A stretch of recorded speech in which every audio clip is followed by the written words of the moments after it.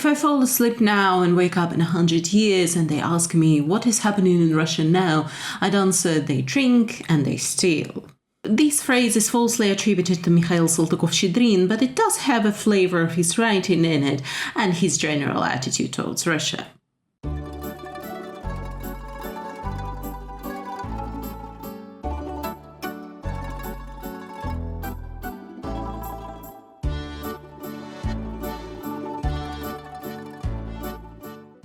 Mikhail Saltykov-Shchedrin's story is nothing special, really. He was born 1826 in a noble family, but not a particularly rich one. His father was forced to marry a merchant's daughter to improve his financial state, and the 15-year-old girl soon gave birth to his 9 children. She soon took the estate under her full control. She turned out to be a harsh, strict, and violent woman to her serfs, to her servants, and to her kids. Mikhail was the 6th child and her favorite, and yet his first memory, according to him, was him being whipped at the tender age of 2 or 3 years old. The state of the estate and the treatment of serfs formed the Saltykov's worldview and his vocal disapproval of the serfdom in Russia.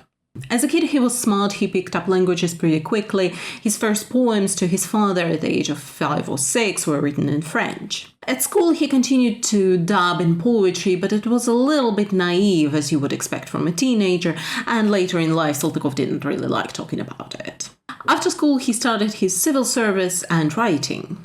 At the time, he was reading a lot of French socialists, a little bit Georges Sand, a little bit Fourier. He even participated in the Petrashevsky group meetings for a little bit until he got out. And it's a good thing that he did. You remember the Petrashevsky group, that was the one that Dostoevsky participated in, that had the pleasure of fake execution and real prison time. But Saltykov got out because he saw the dissonance between the utopian ideas of Fourier and Russian reality. That led to his first story, Contradiction, and later A Complicated Case, 1847. A complicated case following in the footsteps of the overcalled by Gogol or even Dostoevsky's Poor Folk tries to highlight the powerlessness of an ordinary small person against the high and mighty of this world and the powers that be. And the powers that be didn't like it one bit, and at the order of Nikolai I, Saltykov was sentenced to exile to Vyatka to civil service. He spent about 8 years in Vyatka, working there, actually doing some good for the community, and he met his wife there, who at the time of their meeting was all but 12 years old. Her father insisted that they wait 5 years, so Saltykov married her when she was 17. Gross. The marriage was not ideal.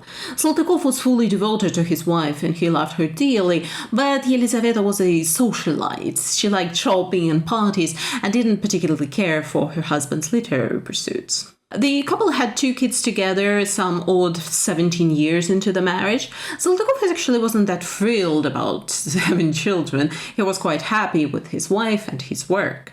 And work he did. He spent about 20 years in civil service before fully dedicating himself to literature.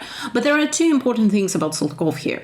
First, he held everybody else and himself to a very high moral standard, and the people that he encountered in his line of work never failed to disappoint him. And 2, by all accounts, he had a temper. So all of the time that he spent in Vyatka and later after his pardon all over Russia, he tried to make improvements to eliminate corruption, to help people. But the people that he encountered there were narrow-minded, corrupted, or straight-up malicious, and that made him angry, and he asked for reassignment. But that anger was not a burning, passionate kind, but the one that is more bitter, that comes from disappointment seemingly in all mankind.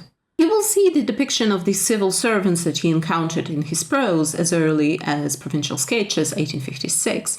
And while the sketches are in no way his best work, even there he tries to expose the sins that he encountered along the way. These sketches were also published under pseudonym Shchedrin, that he later integrated into his last name, and from that point on was known as Saltykov-Shchedrin. In the 1860s, he left the civil service and started working as a writer. All of his stories and novels were published in Отечественные записки under editor Nekrasov, who later bequeathed the magazine to Saltykov-Shchedrin. Saltykov published his most famous pieces in the magazine, such as The History of One Town, but also The Golovlev Family, The Pompadours, and more. As an editor, Saltykov was harsh and strict. He was proud of the magazine and wanted to uphold the standards of it, but there was also the expectations, the aforementioned temper that came into play. With the non-authors, he tried to be a little bit more nice, but the young and aspiring ones, he was editing their stories as if they were his own. He could remove entire characters or change the ending of the story whether the author liked it or not. Anecdotally, it resulted in people wondering how come these authors published such wonderful stories in Zapiski and utter garbage in other magazines. Well, they had Saltykov's thoroughness to thank for it. The magazine was shut down in 1884, which was a huge blow to Saltykov in his declining health, but he continued writing until the end, most notably his famous fables, until he passed away in 1889. The copy of The History of Our Town that I got from their library is like the most bland possible one. What color of brown is this? It's awful. As I was researching for this video, I've stumbled upon a video where a guy was recapping the plot of the book. That's not what I was looking for. I was looking for analysis, so I was ready to click away, but he started the video by saying that the book is utter and complete nonsense, and he used a harsher word than that. And as I went into the comment section, the prevailing opinion was that the book is a total BS, the author was smoking something, and there is no point in reading it whatsoever. And look, I'm over 30 years old. I care less and less about what other people think about pieces of media and how their opinion doesn't match mine. It's fine. But I was completely taken aback by this. And I sincerely hope that those comments came from 13 to 15-year-olds who are forced to read this book in high school. And I think they were the target demographic for that particular video, just based on the few sentences I caught from him. It was cool dude tries to choke his way through explaining Crime and Punishment to kids who have not read the book but have a test on it tomorrow. I get it. And if those were the 14-year-olds in the comment section, I don't blame them. The book was not intended for them. Shchedrin fully believed that it's going to become redundant in 100 years, and isn't it sad that it didn't? But it's really the school curriculum's fault that the kids have to try and struggle their way through the satire, the grotesque, the Aesop's language, and of course the only way out then is to ask what the author was smoking, why isn't he sharing? But my point here is that the sheer dissonance between my experience of reading the book now and these kids, and some adults, couldn't be more different. This channel has become a journey of self-discovery for me, even in a small way. And as it turns out, I like biting satire in fiction. Who knew? Now, I will try to give you the brief recap of the book, but just like with many of my favorite books, the proof is in the pudding. No. The best feature is the execution, and a good book cannot be summed up by a few plot points. There is a new translation of the book coming out in August by Volkhonsky PVR Duo, so if I manage to entice you to check the book out, you can pre-order it now. I also love the cover art they've chosen for this edition. The book is structured as chronicles of a fictional town called Glupov, sometimes translated as Foolsville, Foolburg, Foolov, or Stupid Town. And the chronicles are made by a number of archivists, interrupted sometimes by the notes from the said archivists, and the author Saltykov-Shchedrin posing as the publisher. It starts in the olden days with a tribe of head-beaters fighting with the other tribes and looking for a prince to rule over them, but even the most stupid ones don't want to rule over such fools. Finally, they find a prince who takes them, and he sends a governor to Glupov to rule in his stead. And that starts a chain of 22 governors who rule over town, one better than the other. There are simple ones like Amadei Clement, who used to be an Italian chef and popularized pasta in town, or Marquis de Saint-Cloud, friend of Diderot, who liked to sing lewd songs. Then there was Xavier Mikaladze, who loved women and almost doubled the population of Glupov and died of exhaustion. Or Vicomte de Chariot, who liked wearing dresses and upon closer inspection turned out to be a woman. There was also a brief period when 6 women were becoming governesses, one after the other in quick succession. And then there are the more outlandish ones, like Dementi Brudasti, who had a music box instead of a brain, I could only say 2 phrases, or Ivan Prish, who led the town more or less free, until one day one of the citizens noticed that his head smelled delicious, and he took a bite out of it, and it turned out that he had a head stuffed with truffles.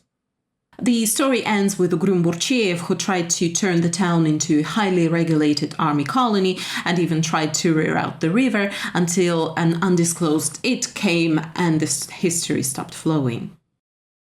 So, satire and grotesque, yeah?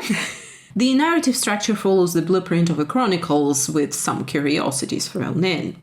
The story starts with the tribes and their search for a prince that vaguely resembles the story of the peoples occupying current-day Russia and Ukraine, going to the people that they called Varyagi, current-day Sweden, and asking them to come and rule over them and stop the feuds between the clans. The arrival of Rurik is associated with the formation of Rus as a state and is documented in real-life chronicles, Russian primary chronicle, that Saltykov is parodying in his first few chapters. Within the narrative, the rest of the chapters are dedicated to a period of about 100 years, from 1730s to 1820s, but it needs to be said that these dates are more than arbitrary. There are references within that allow for the association of a certain governor with a real-life emperor.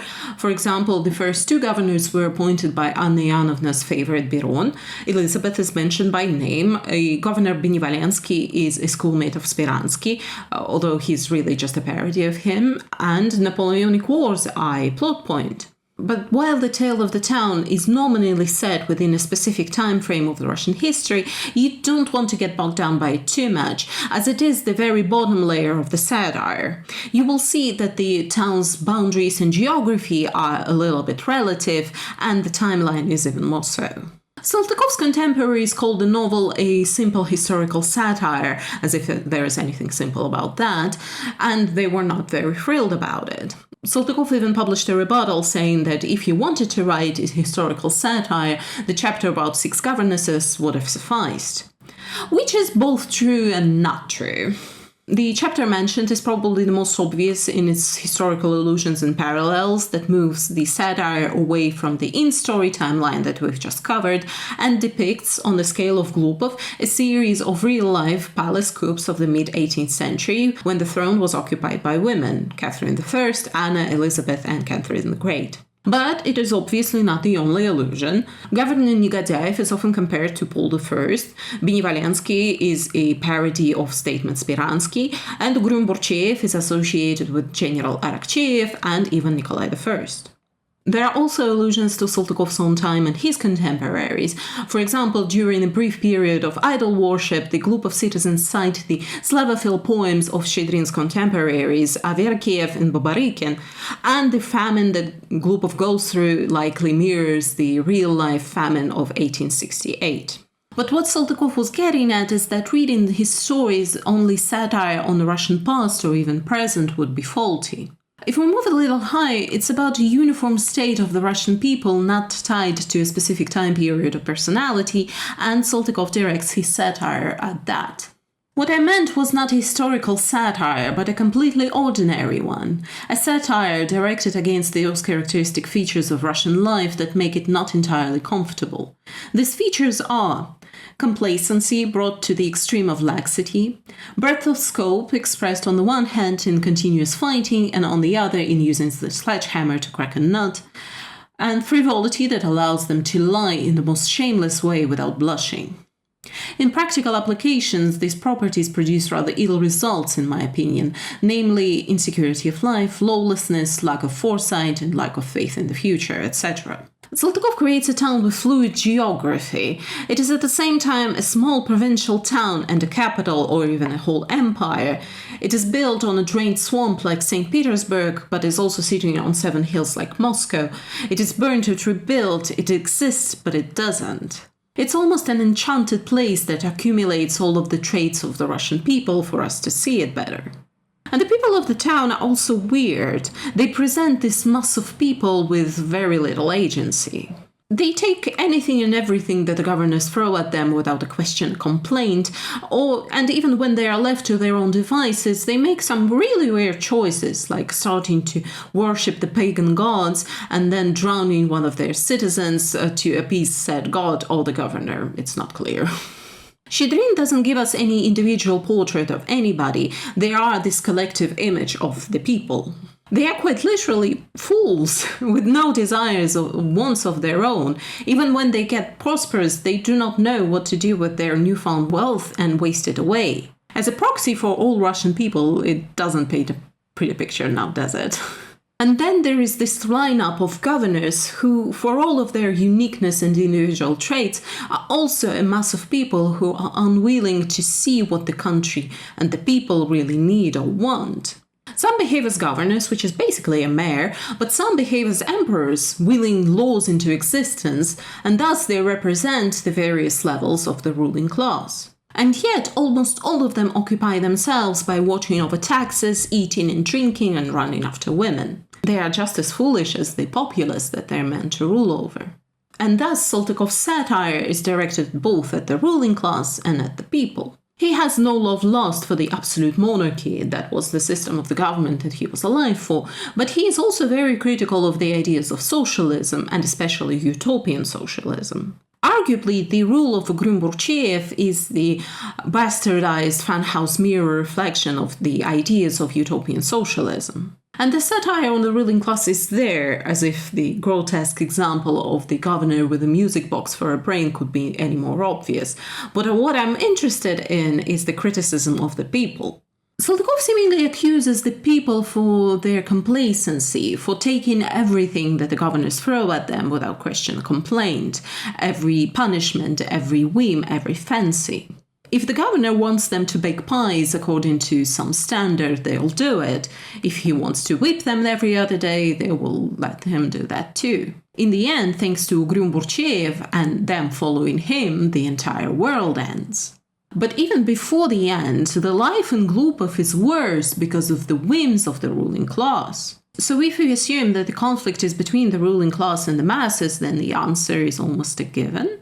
It is even somewhat supported by the governor Prish, who left the town more or less alone. He didn't triple taxes, he didn't introduce anything new, and it was the most prosperous period of time for the town, and yet they still ate him alive, quite literally in his case.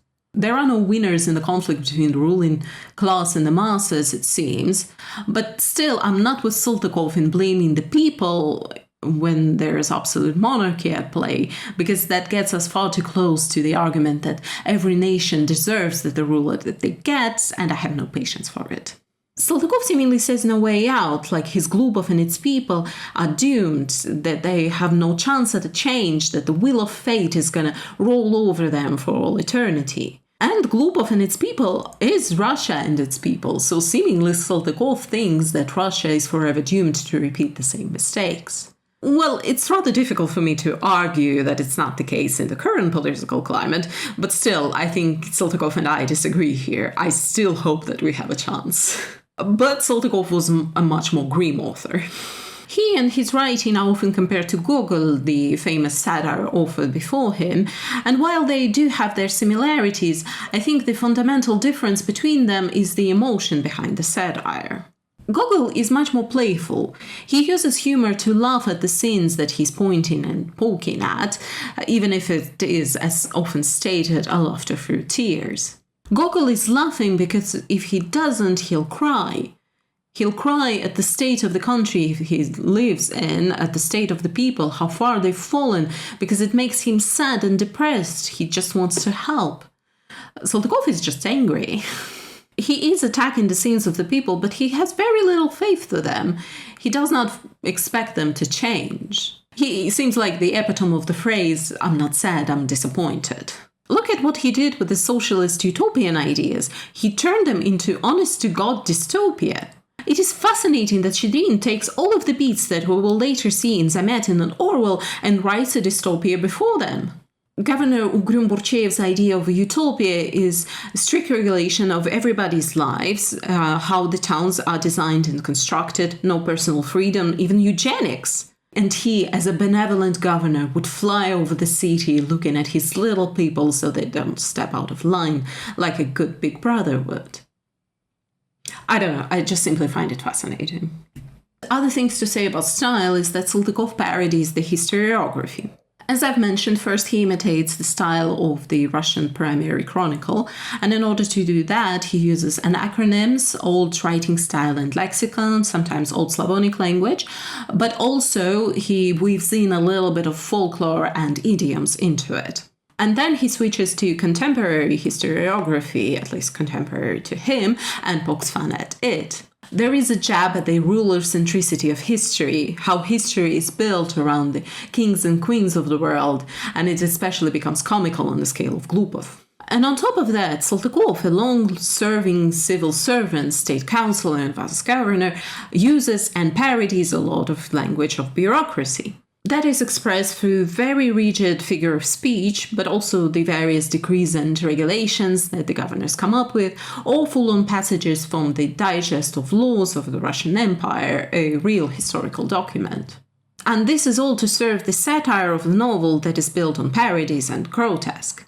I think even just based on what I've already told you, you should feel the flavor of the grotesque there. The music box and the stuffed head, then there are tin soldiers that come alive at Borodovsky's will, and so on and so forth. But another interesting bit about the grotesque, how it is used sometimes by taking a metaphorical expression and turning it literal. For instance, you could say he is as cold as ice, and it turns out that he's actually made of ice, that sort of thing.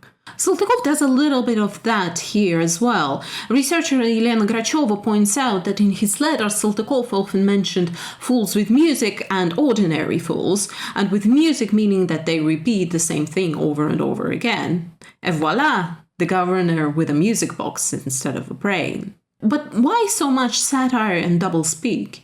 Saltykov called the style of writing in this story and some others Aesop language after Aesop's fables. Saltykov, like many others, started his literary journey under harsh censorship rules of Nikolai I, so he sought ways of escaping it.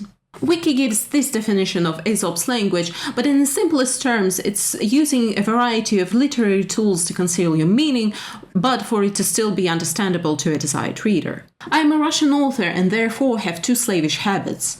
First, to write allegorically, and second, to tremble, Shchedrin explained. I owe the habit of writing allegorically to the pre-reform censorship department. It tormented Russian literature to such an extent as if it had sworn to wipe it off the face of the earth. But literature persisted and therefore resorted to deceptive means. On the one hand, allegories appeared, and on the other, the art of understanding those allegories, the art of reading between the lines. A special slavish manner of writing has been created, which can be called Aesop's manner, a manner that reveals remarkable resourcefulness in inventing misspeak, omissions, allegories, and other deceptive means.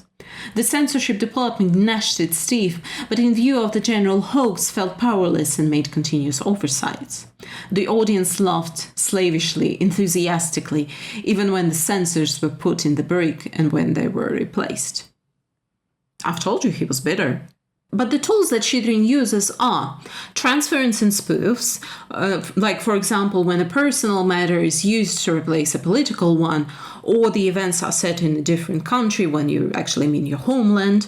Omissions and hints that seem harmless enough that censor cannot do anything about them. Defense of the idea that is actually the opposite of the author's, but discrediting it, destroying it from the inside by bringing it to the point of absurdity. And fantastical and grotesque narrative elements. All these tools create an interesting and unique narrative that Saltykov perfected.